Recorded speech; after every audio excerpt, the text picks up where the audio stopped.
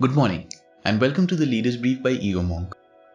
Today we are addressing a wave of privacy concerns as the USA follows India in flagging Chinese application TikTok over security concerns, examining Beijing's investments in Sri Lanka to transform it into a global financial hub, and discussing India's potential to replace China as a manufacturing hub. TikTok was the most downloaded app of 2019, more than any other app in the country. More teenagers are on TikTok now than use Facebook.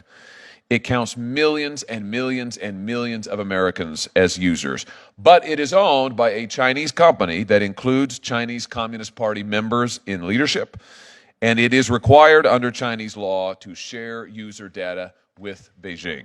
That was US Senator from Missouri Josh Hawley outlining the concerns that have cropped up from the rising popularity of ByteDance-owned video sharing platform TikTok, one of the 59 mobile applications that the Indian government had recently banned. Soon after, the US government decided to ban the popular video sharing application that has over 20 million monthly active users in the country. US Secretary of State Mike Pompeo called the use of TikTok a major security concern, announcing the US decision to go ahead with the ban. With respect to TikTok, I want to put it in the broader context. We have been engaged in a constant evaluation about ensuring that we protect the privacy of American citizens and their information as it transits. So this doesn't relate to any one particular business or company, but rather to American national security. And we are striving to get that light. The comments that I made about a particular company earlier this week fall in the context of us evaluating the threat from the Chinese Communist Party.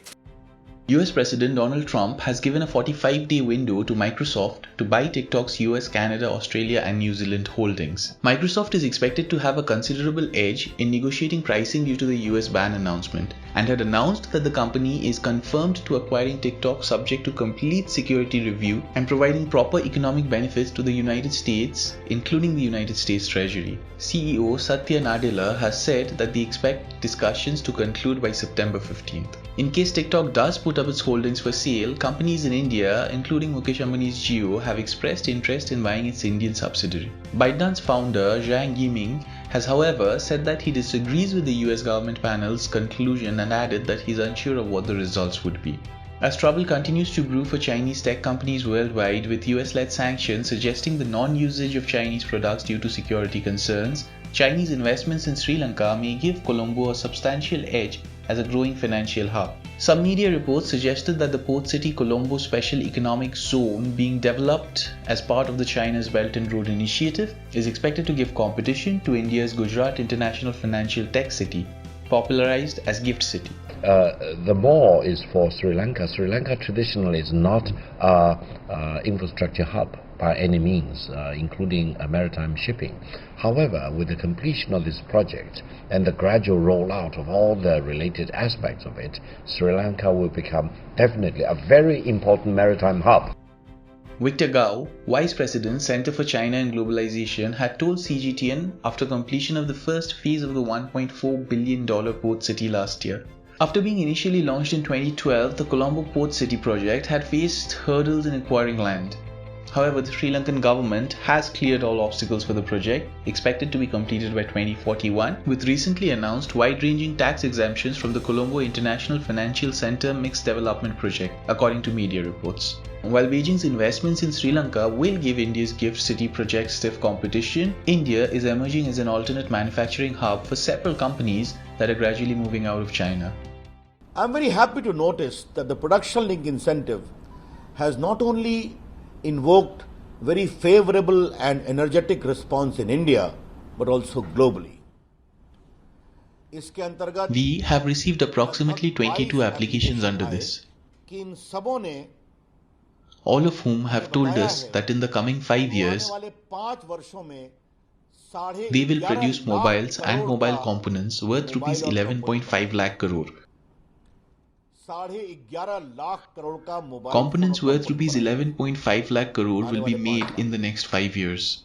And in the next 5 years, 60% of this will be exported. That is, mobile and components worth Rs 7 lakh crore will be exported.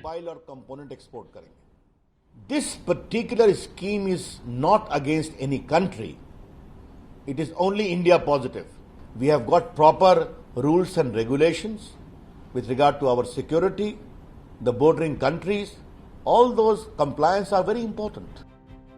That was Indian IT and Electronics Minister Ravi Shankar Prasad laying out incentives for companies such as Samsung to invest in manufacturing in India. Samsung, which recently closed its last computer manufacturing factory in China, is one of several companies that have submitted proposals to the Indian government under its newly unveiled production-linked incentive scheme.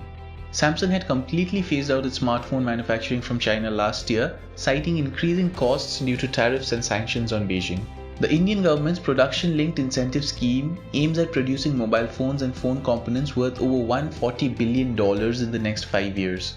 Other major companies that have submitted proposals for the project include Foxconn, Wistron, Pegatron and Rising Star. The scheme is expected to generate 1.2 million jobs in the country. That is all for today. Tune into Egomog to stay updated on the latest happenings and the impact on global trade, technology and innovation. Egomog helps you make sense of change. We are a global intelligence platform delivering asymmetric outcomes by bringing organizations closer to the communities they want to serve and the leaders they wish to influence. Visit our website insights.egomog.com, that is insights.egomonk.com, to subscribe and make better and faster decisions today.